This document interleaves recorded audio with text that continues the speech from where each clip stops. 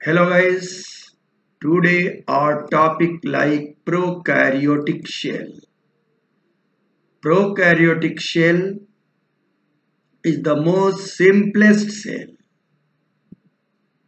All those prokaryotic cell are similar to eukaryotic cell on many parameters. Prokaryotic cell सबसे simplest cell है। Evolution के दरमियान सबसे पहले ये आया। आपने पहले सेल का इंट्रोडक्शन, सेल और मॉलिक्यूलर बायोलॉजी का इंट्रोडक्शन देखा है।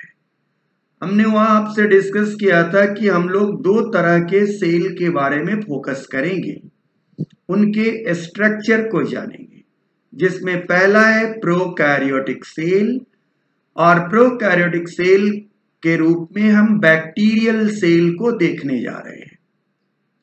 आप देख रहे हैं एक बैक्टीरियल सेल को, जो कि यहां आपको दिख रहा है। यह बैक्टीरियल सेल की एनाटॉमिकल डिजाइन है, जिसमें आपको दिख रहा है क्या, इसका जेनेटिक मटेरियल जिसे न्यूक्लियोइड कहते हैं, इसका सेल मेम्ब्रेन, इसका cell wall, capsule, ribosome, pilus या पिल्लाई, फ्लैजिलम और फिम्ब्रे। यह प्रोकैरियोटिक सेल किस प्रकार यूकैरियोटिक सेल से डिफर है और प्रोकैरियोटिक सेल की सिंपलेस्ट बनावट क्या है, इस पर हम लोग विस्तार से आज चर्चा करेंगे। चलिए, यह प्रोकैरियोटिक सेल दो पार्ट में है। आज पार्ट 1 हम देखते हैं। Prokaryotic cell. आज हम लोगों का टॉपिक है प्रोकैरियोटिक सेल। तो प्रोकैरियोटिक सेल में हम लोग क्या जानेंगे? तो सबसे पहले तो ये जानेंगे कि एनसीईआरटी का टेक्स्ट क्या कह रहा है। और वैसे भी आप लोगों ने पीछे हमसे सेल का इंट्रोडक्शन देखा है, उसमें आप लोगों ने ये जाना है कि मुख्यतः दो तरह के सेल पर हम लोगों को फोकस करना है। पहला है प्रोकैरियोटिक सेल। तो देखिए इसके बारे में क्या कह रहा है NCERT. The prokaryotic cell are represented by bacteria, blue green algae, mycoplasma and PPLO. यहां लिखा हुआ है माइकोप्लाज्मा एंड पीपीएलओ, ये एंड नहीं, माइकोप्लाज्मा का ही दूसरा नाम पीपीएलओ होता है। पीपीएलओ का full form pleuropneumonia like organism. They are generally smaller and multiply more rapidly than the eukaryotic cell. अर्थ समझ रहे? They may vary greatly in shape and size. The four basic shape of bacteria are bacillus, coccus, vibrio and spirillum. कहता है कि bacteria जो हैं या prokaryotic cell हैं, यूनिसेलुलर बैक्टीरिया, उनका अगर शेप की बात करें तो चार तरह के शेप होते हैं। कौन कौन? तो पहला है बेसिलस, दूसरा है कोकस, तीसरा है विब्रियो और चौथा है एस्पाइरुलम। अब कोकस को ही हम लोग कोकाई कहते हैं। अब देखिए, एक कोकस, एक गोल हो स्फेरिकल को कोकस कहते हैं, एक गोल हो तो माइक्रोकोकस, लेकिन दो गोल हो तो डिप्लोकोकस या डिप्लोकोकाई।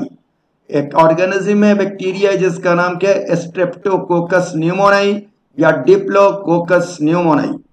अगर इसी तरह से यह चार हो तो टेट्राकोकस, अगर चेन में आ जाए स्ट्रेप्टोकोकस, अगर 8 हो जाए तो इसका नाम होता है सार्सिना, और अंगूर के गुच्छे के जैसा, ग्रेप के बंच के जैसा हो जाए तो नाम होता है स्टेफाइलोकोकस या स्टेफाइलोकोकाई। तो क्या आपने जाना? माइक्रोकोकस, डिप्लोकोकस, टेट्राकोकस, सार्सिना सेपेट, स्ट्रेप्टोकोकस और स्टेफाइलोकोकस। तो डिप्लोकोकस यानी 2, टेट्राड यानी 4, सार्सिना यानी 8, अंगूर के बंच के जैसा हो गया स्टेफाइलोकोकस, और अगर स्ट्रेप में हो गया, चेन में हो गया तो स्ट्रेप्टोकोकस। यह पुलरल बनाने के लिए सब में लिखा है कोकाई। अब है दूसरा बेसिलस, रॉड लाइक, इसके प्लुरल का नाम होगा बेसिली। अगर एक होगा तो मोनोबेसिलस, दो होगा डिप्लोबेसिलस, अगर चेन में होगा तो नाम क्या होगा, स्ट्रेप्टोबेसिलस। तो यहां देखिए एक streptobacillus, chain of bacilli, Bacillus anthracis bacteria का नाम है। अब ये रॉड के जैसा रहे, लेकिन रॉड पर क्या लगा रहे, फ्लैजिला लगा रहे, flagellated rod, flagellated bacilli, Salmonella typhi, spore forming bacillus form के बैक्टीरिया जिसमें ये स्पोर बने हुए हों तो spore forming, spore former, Clostridium botulinum. तो ये आपने देखा कि बेसिलस माने रॉड सेपेट, कोकस मतलब स्फेरिकल, विब्रियो मीन्स कॉमा सेपेट। ये देखिए विब्रियो का फिगर ऐसा कॉमा के जैसा होता है, विब्रियो कॉलरी। इसके बाद चौथा सेप आता है क्या, एस्पाइरुलम, स्पाइरल। देखिए यह है एस्पाइरुलम, स्पाइरल है, और भी देखिए स्पाइरोकीट में भी ये स्पाइरुलम है। तो इस प्रकार से आप लोगों ने ऑन द बेसिस ऑफ सेप ये जाना कि प्रोकैरियोटिक सेल के सेप चार तरह के हो सकते हैं, क्योंकि चार तरह के सेप वाले आपको बैक्टीरिया हम लोगों ने दिखाया। आगे कहता है the organisation of prokaryotic cell is fundamentally similar even though prokaryote exhibit a wide variety of shape and function. कहता है कि प्रोकैरियोटिक सेल जो है फंडामेंटली इसकी ऑर्गेनाइजेशन क्या है, आपस में सिमिलर होते हैं। जितने भी प्रोकैरियोटिक सेल हैं सबकी सिमिलर फंडामेंटल सिमिलर होगा, लेकिन इनके शेप वैरी करेगा, तो शेप के अनुसार इनके फंक्शन भी वैरी करेंगे। ऑल्दो प्रोकैरियोटिक सेल जो है वो यूकैरियोटिक सेल्स के भी जैसा होता है, इससे भी सिमिलरिटी रखता है। तो प्रोकैरियोटिक सेल और यूकैरियोटिक सेल दोनों में पहले सिमिलरिटी क्या है और दोनों में डिफरेंस क्या है, इस पर थोड़ा सा प्रकाश डालें। Similarity and difference between the prokaryotic and eukaryotic cell. Similarity ज्यादा इंपॉर्टेंट है यहां पर, सिमिलरिटी। प्रोकैरियोट एंड यूकैरियोट दोनों के बीच में क्या सिमिलरिटी है, both surrounded by plasma membrane. याद रखना है कि दोनों में कॉमन टाइप के प्लाज्मा मेम्ब्रेन होते हैं। Both contain DNA as their genetic material. Prokaryote हो या यूकैरियोट हो, दोनों में जेनेटिक मटेरियल डीएनए होंगे। Both contain cytoplasm, both have ribosome, दोनों में राइबोसोम होंगे, दोनों में साइटोप्लाज्म होगा। Both reproduce. तो ये पांच बातें आपके सामने आई। पहली बात यह है कि दोनों में प्लाज्मा मेम्ब्रेन होगा, दोनों में जेनेटिक मटेरियल डीएनए होगा, दोनों में साइटोप्लाज्म होगा, दोनों में राइबोसोम होगा और दोनों रिप्रोडक्शन की क्षमता रखते हैं। अब आइए थोड़ा सा डिफरेंस देखते हैं। Eukaryote surround DNA with a nuclear in membrane.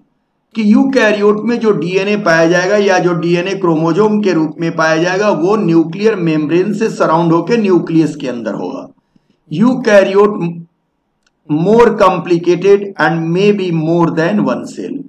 Prokaryote मुख्यतः एक सेल के होते हैं, कभी कभी मल्टी सेलुलर भी होते हैं, लेकिन यूकैरियोट भी यूनिसेलुलर होते हैं, लेकिन ज्यादा यूकैरियोट मल्टी सेलुलर होते हैं। Eukaryote contain organelles like endoplasmic reticulum, Golgi complex, mitochondria etc.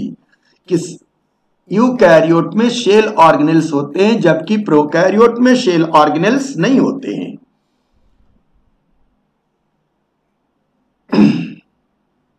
Eukaryote have mitochondria for energy production, whereas the prokaryote make energy using their plasma membrane.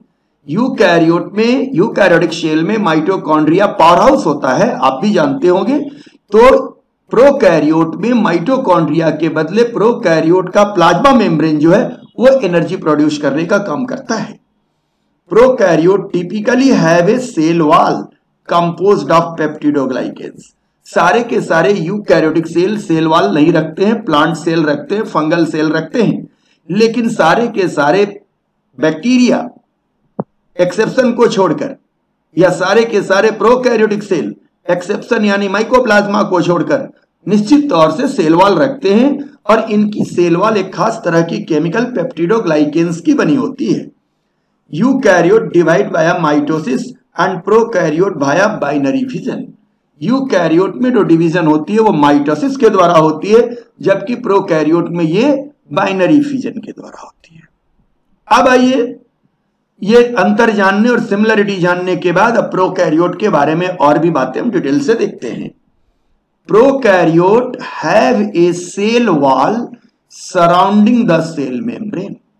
Prokaryote cell wall रखता है और just cell wall के नीचे cell membrane या plasma membrane पाया जाता है। अब ये बात आप फिगर से स्पष्ट रूप से देख सकते हैं।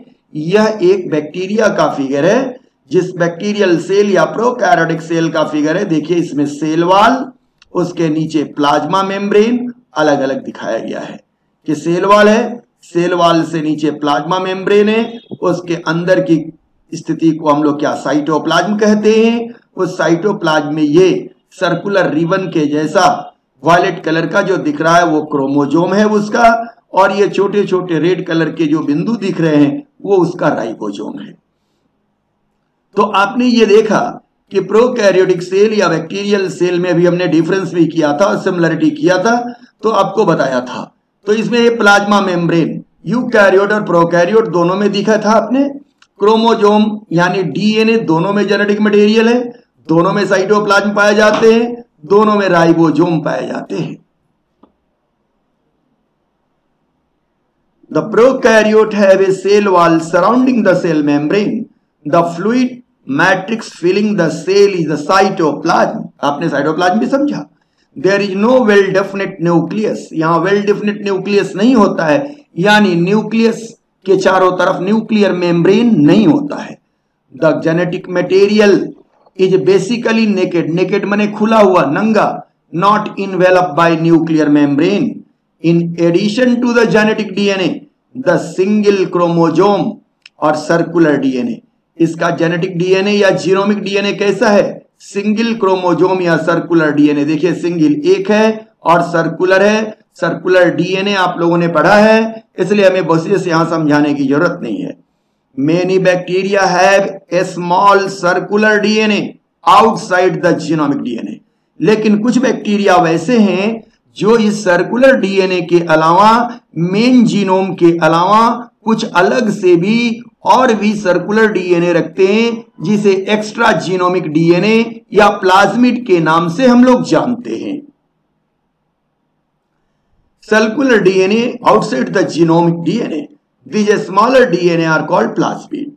The plasmid DNA confirms certain unique phenotype character. आप पूछेंगे इसका मतलब क्या हुआ? बच्चे पूछते हैं, मैं समझा रहा हूं कि ये प्लाज्मिड डीएनए क्या कंफर्म करते हैं? Unique phenotypic character to such bacteria. और दूसरा क्या है? One such character is resistance to antibiotics. ये दो बातों को मैंने अंडरलाइन किया है, मैं तुरंत दोनों बातों को मैं समझा रहा हूं। In higher classes you will learn that this plasmid DNA is used to monitor bacterial transformation with foreign DNA. चलिए तो इस बातों को पहले मैं समझा लूं, फिर उसके बाद मैं आगे की बात करता हूं। यहां आप देख रहे हैं, मैंने आपको प्लाज्मिड दिखाया है, इसका नाम दिया है वेहिकल ऑफ रिकम्बिनेंट डीएनए। ये बैक्टीरियल सेल है और इस बैक्टीरियल सेल में ये क्या है? मेन जीनोमिक डीएनए है, और ये क्या है? एक्स्ट्रा जीनोमिक, जिसे आपने प्लाज्मिड कहा है। कहता है कि many prokaryote contain a single circular chromosome. आप भी जानते हैं prokaryotic chromosome are condense in the nucleoid. उसका दूसरा नाम क्या होता है? Nucleoid. Via DNA supercoiling and binding of the various architect protein. ये सारी बात आपने बायोकेमिस्ट्री में हमसे पढ़ी है। Because prokaryotic DNA can interact with the cytoplasm, transcription and translation occur simultaneously. Most prokaryotes contain only one copy of each gene. They are haploid. कि ज्यादातर प्रोकैरियोट हैप्लॉइड होते हैं, मुख्यतः प्रोकैरियोट कैसे होते हैं, हैप्लॉइड होते हैं, उसमें एक ही क्रोमोसोम होता है। नन एसेंशियल प्रोकैरियोटिक जीन, जो जीन प्रोकैरियोट के लिए आवश्यक नहीं है, एसेंशियल नहीं है, प्राइमरी नहीं है, are commonly encoded on extra chromosomal plasmid. तो यहां से आप लोगों ने यह बात समझा कि प्लाज्मिड वास्तव में क्यों है, कि जो जीन एसेंशियल जीन है वो सारे के सारे बैक्टीरियल डीएनए मेन जीनोम पर है, और जो एसेंशियल नहीं है, जिनकी प्राइमरी वर्क नहीं है, सेकेंडरी वर्क है, वो सारे कहां पाए जाते हैं, प्लाज्मिड पर पाए जाते हैं। आइए प्लाज्मिड के बारे में कुछ और बातें जानते हैं। प्लाज्मिड का रोल इन एंटीबायोटिक रेसिस्टेंस, अभी आपने पढ़ा था। मोस्ट प्लाज्मिड हैव वन और two identifiable marker that give the distinct phenotype to the bacterial cell. ये क्या करते हैं, अलग फिनोटाइप, अलग आकृति दिखाते हैं।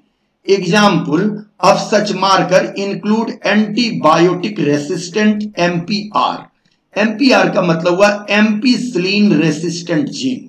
एम्पिसिलिन एक एंटीबायोटिक्स का नाम है। जिस बैक्टीरिया के प्लाज्मिड पर एमपीआर रहेगा, उस बैक्टीरिया के ऊपर एम्पिसिलिन नामक एंटीबायोटिक का कोई प्रभाव नहीं पड़ेगा। ये इसका मुख्य मतलब हुआ। और expression of an enzyme that catalyse the reaction that produce the colour chain left chain. तो ये एमपीआर के बारे में कहा। इसी तरह से टेट्रा आर, टेट्रासाइक्लिन रेसिस्टेंस। तो इस तरह के जीन, तो एंटीबायोटिक रेसिस्टेंस जीन कहां पाए जाते हैं बैक्टीरिया में, यह पूछा जाए तो आप बताएंगे कि यह जीन निश्चित तौर से उसके प्लाज्मिड पर इनकोड रहता है। और प्लाज्मिड का क्या काम है, देखें आप। प्लाज्मिड इन जेनेटिक इंजीनियरिंग, ये बात मैं बोलता कि मैं आगे बताऊंगा, तो आप बार बार बोलते कि बार बार आप कहते हैं आगे बताऊंगा। यानी ये 12 में चल के आपको जेनेटिक इंजीनियरिंग पढ़ना है, और वहां प्लाज्मिड बहुत ही इंपॉर्टेंट रोल प्ले करेगा। लेकिन आप फाउंडेशन के विद्यार्थी हैं और आप बातों को अच्छी तरह से जानना चाहते हैं, दैट्स व्हाई मैंने एक छोटा सा 2 लाइन का टॉपिक यहां इंक्लूड किया है, ताकि आपके ऑब्जेक्टिव सवाल बने कि प्लाज्मिड इन जेनेटिक इंजीनियरिंग, कि plasmid are extremely valuable tools in the field of molecular biology and genetics, specially in the area of genetic engineering. They play a critical role in such produce a gene cloning. तो अब याद आ गया कि ये plasmid molecular biology में भी important है, genetics में भी इंपॉर्टेंट है, जेनेटिक इंजीनियरिंग में भी इंपॉर्टेंट है, और जेनेटिक इंजीनियरिंग का दूसरा नाम जीन क्लोनिंग में भी इंपॉर्टेंट है। प्रोसीड्योर है gene cloning, recombinant protein production, जैसे ह्यूमन इंसुलिन का प्रोडक्शन, इंसुलिन के बारे में पता होगा आपको, एंड जीन थेरापी। अब ये सारे आपसे छोटे छोटे प्रश्न पूछे जा सकते हैं। In such procedure a plasmid is cut at a specific site. इस प्लाज्मिड को एक जगह से काट देते हैं और वहां पर डिजायर जीन, अपने इच्छा का जीन, जिस जीन को ट्रांसफर करना है, जिसे हम लोग कहते हैं फॉरेन जीन, को लोड करते हैं। तो प्लाज्मिड किस काम में आता है, फॉरेन जीन को लोड करने के काम में आता है। कहां, तो जेनेटिक इंजीनियरिंग में। यूजिंग इन, और कौन सा इंजाइम यूज किया जाता है, रिस्ट्रिक्शन एंडोन्यूक्लिएज, क्योंकि प्लाज्मिड क्या है, डीएनए का है, तो डीएनए को काटने के लिए इंजाइम की आवश्यकता होती है। तो उस इंजाइम, वह इंजाइम जो प्लाज्मिड को काटे, फॉरेन जीन को काटे, उसका नाम रिस्ट्रिक्शन एंडोन्यूक्लिएज। और यह रिस्ट्रिक्शन एंडोन्यूक्लिएज क्या काहे लिए आवश्यक है, जेनेटिक इंजीनियरिंग के लिए है। यह क्या करता है, जैसे ये देख रहे हैं, इस तरह फॉरेन डीएनए को काट दिया जाएगा, और इसी तरह फिर ये दूसरा इंड जो है वो मेरे क्या है, ये प्लाज्मिड डीएनए, और दोनों को काटकर इस तरह जोड़ने का काम करेगा। तो काटने का काम इंडोन्यूक्लियोज करेगा, और जोड़ने का काम कौन करेगा, लाइगेज एंजाइम करेगा। आप ऑलरेडी एंजाइम पढ़ चुके हैं, एंजाइम के बारे में जानते हैं कि एंजाइम कैसे फंक्शन करता है। तो अब मैं समझता हूं इस तरह आपने जेनेटिक इंजीनियरिंग के बारे में समझा, प्लाज्मिड के बारे में समझा, और फिर मैं आपके पुनः टेक्स्ट पर आ रहा हूं कि वो टेक्स्ट क्या कह रहा है।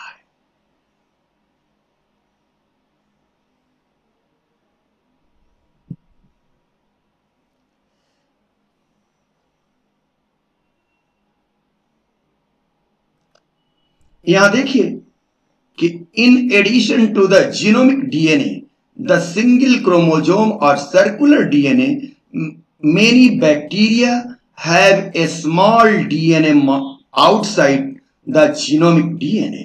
This smaller DNA are called plasmid. The plasmid DNA conforms certain unique phenotypic character to such bacteria. ये भी आपने समझ लिया कि कैसे वह फिनोटाइप को कंफर्म कर रहा है। तो कैसे कंफर्म कर रहा है कि जिसके अंदर एंटीबायोटिक रेसिस्टेंट जीन होगा उसका फिनोटाइप अलग होगा। One such character is resistant to antibiotics, ये भी समझा आपने। In higher classes, you will learn that the plasmid DNA is used to monitor bacterial transformation. मैंने बैक्टीरिया ट्रांसफॉर्मेशन का मतलब यहां क्या हुआ? Gene cloning, genetic engineering with foreign DNA molecule. Foreign DNA molecule का मतलब क्या हुआ? अभी आपको हमने बताया था कि प्लाज्मिड के ऊपर फॉरेन डीएनए मॉलिक्यूल लोड करते हैं। बातें खत्म हुई। Nuclear membrane is found in eukaryote. No organelle like that one in eukaryote are found in prokaryote. पहले ही समझा चुके हैं, एक्सेप्ट राइबोसोम, क्योंकि दोनों में राइबोसोम कॉमन है। Prokaryote have something unique in the form of inclusion. अब ये इंक्लूजन क्या है, इस पर मैं बात करूंगा। A specialised differentiated form of cell membrane called mesosome. कहता है कि प्लाज्मा मेम्ब्रेन का एक्सटेंशन, जिसे हम लोग क्या कहते हैं, mesosome. The characteristic of prokaryote, they are essentially infolding of cell membrane. तो क्या कहता है कि सेल मेम्ब्रेन का इनफोल्डिंग, अंदर की ओर फोल्ड होने से जो संरचना बनता है उसे हम लोग मेसोसोम कहते हैं। आगे हम लोग फिगर में मेसोसोम देखेंगे भी कि मेसोसोम कैसा होता है। मेसोसोम की बातें हम लोग तुरंत कर रहे हैं। अब हमारी टॉपिक है cell envelope and it modification. क्योंकि आपने अभी जाना था कि एक प्रोकैरियोटिक बैक्टीरिया में सबसे बाहरी कवरिंग जो होगी वह सेल वॉल होगी। सेल वॉल के बाद प्लाज्मा मेम्ब्रेन होगा और उसके बाद उसके साइटोप्लाज्म होंगे। लेकिन जरा यहां ध्यान से हम लोग देखें तो कहता है कि नहीं, ये देखिए ये सेल वॉल है, लेकिन सेल वॉल से भी बाहर एक कवरिंग है। इसकी चर्चा अभी तक हम लोगों ने नहीं जानी थी। इसे यहां कहा जा रहा है कैप्सूल। इस कैप्सूल का नाम कहीं कहीं दिया जाता है ग्लाइकोकैलिक्स। क्या नाम होता है? ग्लाइकोकैलिक्स। तो अब आप पूर्ण रूप से जाने कि एक बैक्टीरियल सेल में सबसे बाहरी जो लेयर होता है इन्वेलप का, वो कैप्सूल या ग्लाइकोकैलिक्स। देखिए इसमें इंसेट में ग्लाइकोकैलिक्स यहां लिखा हुआ है कि बाहरी लेयर का नाम ग्लाइकोकैलिक्स, ग्लाइकोकैलिक्स के बाद के लेयर का नाम सेल वॉल, और सेल वॉल के अंदर का नाम प्लाज्मा मेम्ब्रेन। यानी 3 लेयर, सबसे बाहरी ग्लाइकोकैलिक्स, उसके अंदर सेल वॉल और उसके अंदर ये प्लाज्मा मेम्ब्रेन। ये 3 लेयर ये मिलकर के सेल एनवेलप बनाते हैं। और सेल इनवेलप बनाने से अभी आप पढ़ के आए हैं कि प्लाज्मा मेम्ब्रेन एक्सटेंड होकर मेसोसोम बनाता है। इसे हम लोग कहेंगे मॉडिफिकेशन। तो आइए, most prokaryotic cell, particularly the bacterial cell, have chemically complex cell envelope. The cell envelope consists of a tightly bound 3-layer structure. कितना layer? 3-layer structure. Outermost glycocalyx, followed by cell wall and then the plasma membrane. तो याद आ गया, सबसे बाहर glycocalyx, उसके बाद cell wall और फिर plasma membrane. Although each layer of the envelope perform distinct function, they act together as a single protective unit. Bacteria can be classified into 2 groups on the basis of the difference in the cell envelope and the manner in which they respond to a staining procedure developed by Gram. Those that take up gram stain are gram positive and the other that do not take up are called gram negative। कहता है कि cell envelope देखा, ये cell envelope के आधार पर भी bacteria दो प्रकार के, जिस तरह शेप के आधार पर बैक्टीरिया चार प्रकार के, उसी तरह इन्वेलप के आधार पर बैक्टीरिया या प्रोकैरियोटिक सेल दो प्रकार के, ग्राम निगेटिव और ग्राम पॉजिटिव। ग्राम क्रिस्टिनसन ग्राम नामक वैज्ञानिक ने सबसे पहले बैक्टीरिया के इन्वेलप को रंगने का तरीका बताया, जिसे हम लोग ग्राम स्टेनिंग प्रोसीड्यूर कहते हैं। तो जो बैक्टीरिया का इन्वेलप ग्राम स्टेन यानी ग्राम कलर से कलरफुल हो जाए उससे हम ग्राम पॉजिटिव कहते हैं, और ग्राम स्टेन का जिस पर प्रभाव नहीं पड़े उसे ग्राम नेगेटिव कहते हैं। हम इस बात पर भी चर्चा करेंगे। Glycocalyx differ in composition and thickness among different bacteria. It could be loose sheath called slime layer. अगर ये ग्लाइकोकैलिक्स लूज शीथ के रूप में रहेगा तो नाम slime layer. While in other it may be thick or tough called capsule. अगर ये हार्ड रहेगा तो नाम कैप्सूल। तो कैप्सूल और स्लाइम लेयर दोनों को क्या कहते हैं? Glycocalyx. Shell wall determine the shape of the cell and provide the strong structural support to prevent the bacteria from bursting or collapsing. Bursting माने फूटना, collapsing माने चिपकना। The plasma membrane, अब इसके बाद सेल वॉल के बाद अब आ रहा कहाँ? Plasma membrane. The plasma membrane is a semi-permeable in nature and interact with the outside of the world. This membrane is the similarly structure of the eukaryote. तो आप फिर बात देख लें कि चार बातें प्रोकैरियोट और यूकैरियोट में सिमिलर है। दोनों का प्लाज्मा मेम्ब्रेन, दोनों का जेनेटिक मटेरियल, दोनों का राइबोसोम, दोनों में साइटोप्लाज्म। अब यहां पर हमें तीन बातों की चर्चा करनी है। ग्लाइकोकैलिक्स क्या है, शेल वॉल की बनावट क्या है, प्लाज्मा मेम्ब्रेन की बनावट क्या है। आइए देखते हैं वन बाय वन। ग्लाइकोकैलिक्स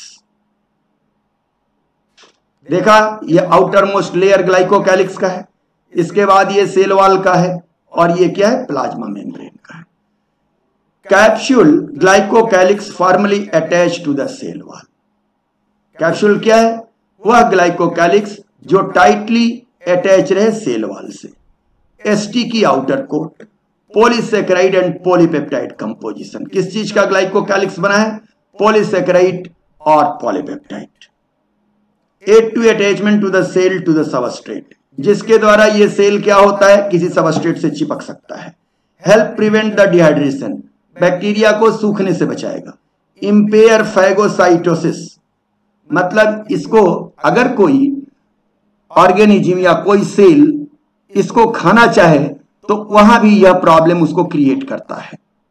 तो इस प्रकार इसका यह डिफेंस मैकेनिज्म हुआ ग्लाइकोकैलिक्स यानी कैप्सूल। फिर बात समझ लें, ग्लाइकोकैलिक्स आउटर मोस्ट लेयर है सेल इन्वेलप का। अगर वो पॉलीसैकेराइड या पॉलीपेप्टाइड का बना हुआ है, अगर वो हार्ड है तो कैप्सूल कहलाएगा।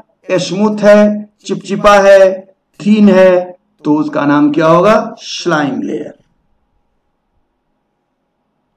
शेल वॉल, ये बैक्टीरियल सेल वॉल है।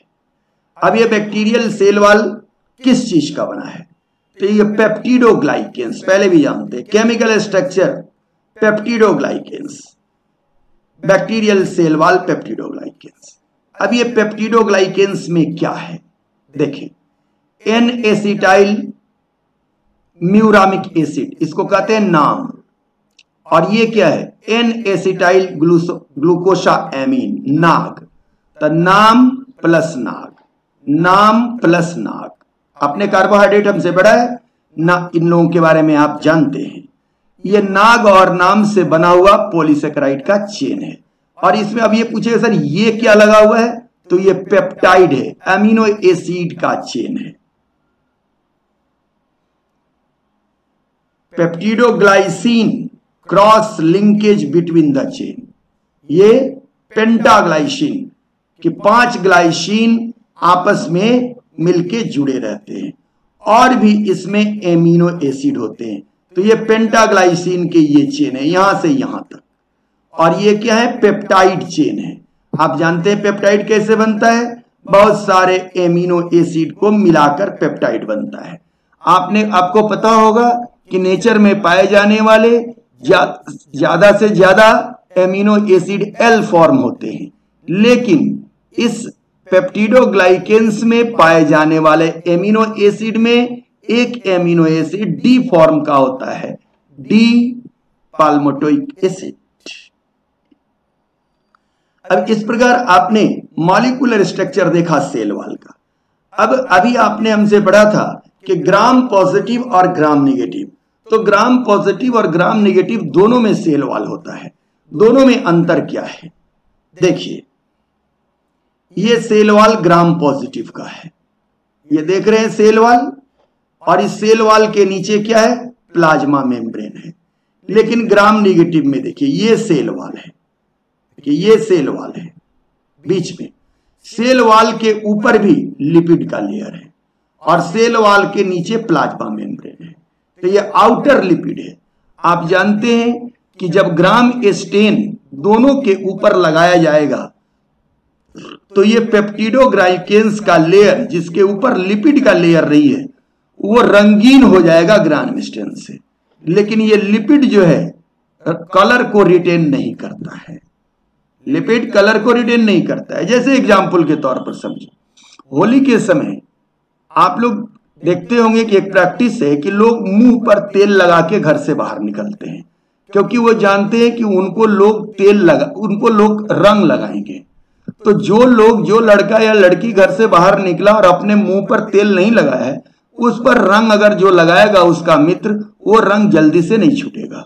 लेकिन जो बच्चे अगर मुंह पर पहले से तेल लगा करके घर से बाहर निकले, अगर उसके ऊपर वो रंग लगाता है तो ये रंग आसानी से छूट जाएगा, तुरंत धोने पर निकल जाएगा। तो यहां देखिए ये बेसिक अंतर। उसी तरह बैक्टीरिया के सेल वॉल के ऊपर तेल यानी लिपिड का लेयर यहां है, तो इसके ऊपर कोई भी रंग आप डालेंगे तो रंग आसानी से छूट जाएगा। लेकिन यहां लिपिड का लेयर नहीं है, अगर यहां रंग डालेंगे तो आसानी से नहीं छूटेगा। ये बेसिक डिफरेंस है कि क्या कारण है कि ग्राम पॉजिटिव बैक्टीरिया का सेल वॉल रंगीन हो जाता है और ग्राम नेगेटिव बैक्टीरिया का सेल वॉल कलरलेस रहता है। क्लियर हुआ? तो मैं समझता हूं कि बैक्टीरियल सेल वॉल क्या है आप लोगों ने समझा होगा, और आपने इतनी बात तो जरूर समझे होंगे कि बैक्टीरियल सेल वॉल पेप्टिडोग्लाइकेंस का बना हुआ है, जिसमें ग्लाइकेंस के रूप में या पॉलीसेकेराइड के रूप में एन एसिटाइल ग्लूकोसा एमीन और एन एसिटाइल म्यूरामिक एसिड का पॉलीमर है, और साथ में पेप्टाइड चेन है और पेंटाग्लाइसिन चेन से जुड़ा हुआ है। ये सिंपल सी है, बहुत बातें अगर आप नहीं भी जाने तो कोई दिक्कत नहीं है, लेकिन अगर सारी बातें जितनी हमने डिस्कस किया तो सो फार इंपॉर्टेंट फॉर यू।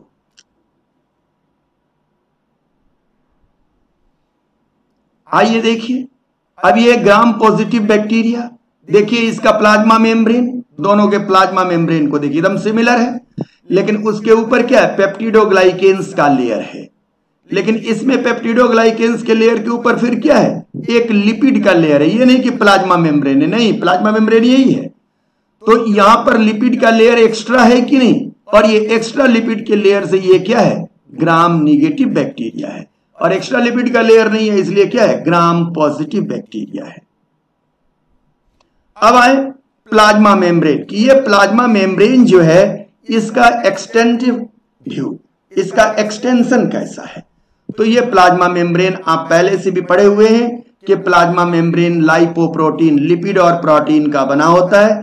तो देखिए इसमें ये लिपिड लगे हुए हैं, लिपिड बाइलेयर आप जानते ही हैं। उसके बीच बीच में कोलेस्टेरॉल लगे हुए हैं, यह भी बात आप जानते हैं। साथ में ये क्या लगे हुए हैं, प्रोटीन लगे हुए हैं, ग्लोबुलर प्रोटीन है, ये प्रोटीन लगे हुए हैं। और इसके साथ साथ कार्बोहाइड्रेट के रेसिड्यू जब इसमें लगते हैं तो आप इसे क्या कहते हैं, ग्लाइकोप्रोटीन और ग्लाइकोलिपिड। तो प्लाज्मा मेम्ब्रेन की सारी संरचनाओं के बारे में मैंने बायोकेमिस्ट्री में चर्चा किया था। लिपिड के केस में मैंने प्लाज्मा मेम्ब्रेन को बताया था ग्लाइकोलिपिड और ग्लाइकोप्रोटीन बताते समय। आज भी आपको मैं प्लाज्मा मेम्ब्रेन बता रहा हूं और 3 लाइन की बात कहना चाहता हूं कि प्लाज्मा मेम्ब्रेन लिपिड और प्रोटीन का बना होता है, जिसमें लिपिड कितने तरह के हो सकते हैं? फॉस्फोलिपिड होंगे जो बाइपोलर होंगे, और फॉस्फोलिपिड क्या बनाएंगे? बाइलेयर बनाएंगे। उसके साथ साथ उसमें क्या होंगे? कोलेस्टेरॉल का लेयर होगा, और साथ में प्रोटीन से अगर कार्बोहाइड्रेट जुड़ा होगा तो वो ग्लाइकोप्रोटीन बनाएगा या ग्लाइकोलिपिड बनाएगा। अंत में एक बात फिर ये भी कहूंगा कि प्लाज्मा मेम्ब्रेन चाहे वो बैक्टीरिया का हो, प्रोकैरियोटिक सेल का हो या यूकैरियोटिक सेल का हो, सिमिलर काइंड की संरचना होती है। यह बात हमेशा याद रखेंगे। और फिर बाद में जब हम यूकैरियोटिक सेल बात करेंगे फिर यही प्लाज्मा मेम्ब्रेन आपके सामने आएगा। तो इस प्रकार आपने देखा कि बैक्टीरियल सेल की अगर चर्चा आप करेंगे तो सबसे आउटर मोस्ट जो उसकी इन्वेलप है वो 3 लेयर की बनी हुई है। आउटर मोस्ट का नाम क्या है?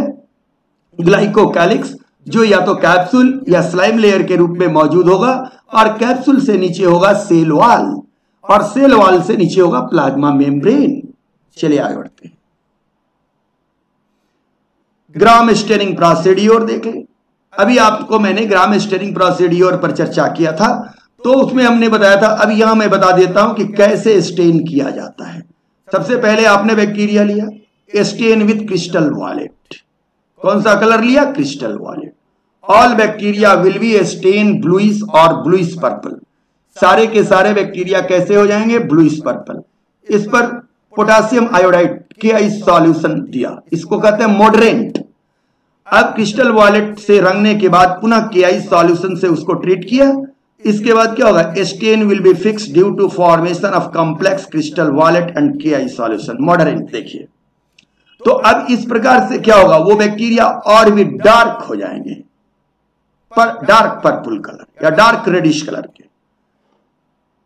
D staining is done, means अब उसको धोया जाएगा with water and alcohol. Alcohol से अब वॉश किया जाएगा। जब अल्कोहल से वॉश किया गया तो देखा गया कि कुछ बैक्टीरिया कलरफुल रह गए और कुछ बैक्टीरिया कलरलेस रह गए। तो जो कलरलेस रह गए, स्टेन कम आउट, उनका नाम हो गया ग्राम नेगेटिव बैक्टीरिया, और जो कलरफुल रह गए उनका नाम हो गया ग्राम पॉजिटिव। तो ग्राम पॉजिटिव बैक्टीरिया जो कलरफुल रहे किससे धोया आपने? अल्कोहल से। अब जो ग्राम पॉजिटिव बैक्टीरिया हैं उनको आप एक बार एसिड से धोइए, एसिड के साथ वॉश करिए, तो इसमें से फिर कुछ कलरलेस हो जाएंगे और कुछ कलरफुल रह जाएंगे। तो जो कलरफुल हो गए उनका नाम हो गया क्या? एसिड फास्ट बैक्टीरिया, और जो कलरलेस रह गए उनका नाम हो गया नॉर्मल ग्राम पॉजिटिव बैक्टीरिया। तो ग्राम एसिड स्टेनिंग प्रोसीड्योर आपने देखा। अब देखिए यहां बगल में मैंने कर दिया है डिफरेंस कि ग्राम पॉजिटिव और ग्राम निगेटिव, ग्राम पॉजिटिव और ग्राम निगेटिव। तो ग्राम निगेटिव में क्या है? ये देखिए ऊपर ये लिपिड का लेयर बना हुआ है ना, और ग्राम पॉजिटिव पर वो लेयर नहीं है, सीधे क्या है? पेप्टिडोग्लाइकेंस का लेयर है। लेकिन यह पेप्टिडोग्लाइकेंस का लेयर यहां पर क्या है? पतला हो गया है, कम हो गया है, और तब उसके नीचे क्या है? सेल मेम्ब्रेन है, और फिर क्या है? साइटोप्लाज्म। क्लियर हो गया? अब आइए थोड़ा सा डिटेल आप डिफरेंस देखें कि ग्राम नेगेटिव और ग्राम पॉजिटिव में बेसिक अंतर क्या है। Gram positive and gram negative bacteria, ये बीच से हमने बांट दिया है। ये ग्राम पॉजिटिव है और ये ग्राम नेगेटिव है। देखिए पेप्टिडोग्लाइकेंस का लेयर यहां मोटा है, और यहां देखिए पेप्टिडोग्लाइकेंस का लेयर पतला है। ग्राम नेगेटिव में देखिए यहां पिलाई दिख रहा है, ग्राम पॉजिटिव में पिलाई नहीं दिख रहा है। लेकिन फ्लैजिलम को अगर देखें तो दोनों में फ्लैजिलम दिख रहा है, दोनों में साइटोप्लाज्म दिख रहा है, दोनों में इंक्लूजन बॉडी दिख रहा है। क्लियर हुआ? तो इस प्रकार आपने ये देखा कि ग्राम पॉजिटिव और ग्राम निगेटिव बैक्टीरिया में डिटेल अंतर क्या है। अब आइए एक बात उस समय से भी आप छोड़ के चले आ रहे हैं या मैं छोड़ के चला आ रहा हूं, क्या था प्लाज्मा मेम्ब्रेन में? कि प्लाज्मा मेम्ब्रेन का एक्सटेंशन मेसोजोम कहलाता है। तो आपने जब सारी बातें पढ़ लिया हमसे, कैप्सूल पढ़ा, स्लाइम लेयर पढ़ा, उसके नीचे सेल वॉल पढ़ा, ग्राम पॉजिटिव ग्राम नेगेटिव जाना, उसके नीचे प्लाज्मा मेम्ब्रेन जाना, तो आइए प्लाज्मा मेम्ब्रेन के एक्सटेंशन पर हम लोग बात करते हैं। A special membrane structure is the mesosome which is formed by the extension of plasma membrane into cell. देखिए यही मेसोसोम है, प्लाज्मा मेम्ब्रेन देखिए अंदर की ओर एक्सटेंड किया है। यहां साफ देखिए ये ग्लाइकोकैलिक्स है, उसके नीचे ये क्या है, सेल वॉल है, सेल वॉल के नीचे ये क्या है, प्लाज्मा मेम्ब्रेन है। ये प्लाज्मा मेम्ब्रेन क्या है, अंदर की ओर इन पुशिंग स्ट्रक्चर बना रहा है। तो ये इन पुशिंग संरचना का नाम क्या होगा, mesosome. These extension are in the form of vesicle, tubule और लैमेली। यह वेसिकल के रूप में हो सकता है, ट्यूब के रूप में हो सकता है या फ्लैट हो सकता है। अब इसका काम क्या है, कई बार पूछा हुआ है। They help in cell wall formation, पहला काम। दूसरा डीएनआर एप्लीकेशन। तीसरा काम डिस्ट्रीब्यूशन टू डॉटर सेल। याद आया, पहला सेल वॉल फॉर्मेशन, दूसरा डीएनआर एप्लीकेशन और तीसरा distribution to daughter cell. They also help, इसके बाद का काम accessory, they also help in respiration, secretion process and increase the surface area of the plasma membrane and enzyme content। बार बार इससे सवाल पूछे जाते हैं, बार बार सवाल आते हैं, तो यहां स्पष्ट रूप से हमने अंडरलाइन भी कर दिया है, साफ आपको दिखा भी दिया है कि they help in cell wall formation पहला, डीएनए रिप्लिकेशन दूसरा, डिस्ट्रीब्यूशन टू डॉटर सेल तीसरा। यह पहला एक लाइन का काम हुआ। Also help in respiration, secretion process and increase surface area of plasma membrane and enzyme content। enzyme content को भी बढ़ाता है। in some prokaryote, अब दूसरे प्रोकैरियोट में, in some prokaryote like cyanobacteria, blue green algae, there are other membrane extension, plasma membrane का दूसरा extension cytoplasm में दिखता है, जिसे आप कहते हैं क्रोमेटोफोर या फोटोसिंथेटिक लैमेला।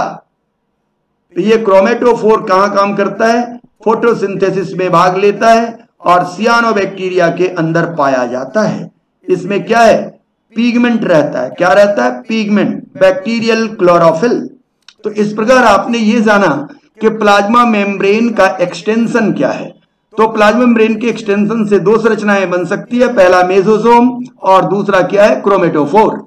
और ये क्रोमेटोफोर पार्टिकुलरली सियानोबैक्टीरिया में देखा जाता है या फोटोसिंथेटिक बैक्टीरियम में देखा जाता है, जो कि लैमिला, जिसे हम लोग फोटोसिंथेटिक लैमिला भी कहते हैं। और इसमें क्या रहता है, बैक्टीरियल क्लोरोफिल रहता है। तो आप इस प्रकार मेसोसोम को देखा। इसके बाद आपने क्या देखा, cell wall, plasma membrane, glycocalyx. अंदर में आपने जेनेटिक मटेरियल के रूप में इसको मेन जीनोम को देखा और ये देखिए एक्स्ट्रा प्लाज्मिड को देखा। आपके पास जानने के लिए बातें बची हैं क्या, तो राइबोसोम क्या है, सेल इंक्लूजन क्या है, सेक्स पिलाई क्या है, फ्लैजिलम क्या है इत्यादि। तो आइए आगे बढ़ते हैं और उन्हें देखते हैं।